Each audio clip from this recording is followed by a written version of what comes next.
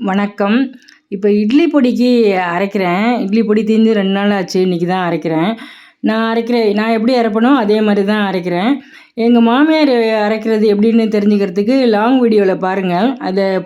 Link குடுக்குறேன். அத பாருங்க. நான் அரைக்கிறது இந்த மாரி தான் அரைப்பேன். மிளகு நெறைய போடுவேன். கொத்தமல்லி போடுவேன். அது மாரி போட்டு அரைப்பேன். அதான்.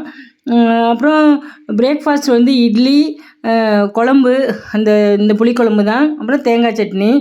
சாப்பாடு வந்து லஞ்ச் வந்து சாதம், எண்ணெய் கத்திரிக்காய் குழம்பு, காராமணி பொரியல், அப்புறம் சுண்டல், பிளாக் சன்னா வச்சு சுண்டல் பண்ணியிருந்தேன்.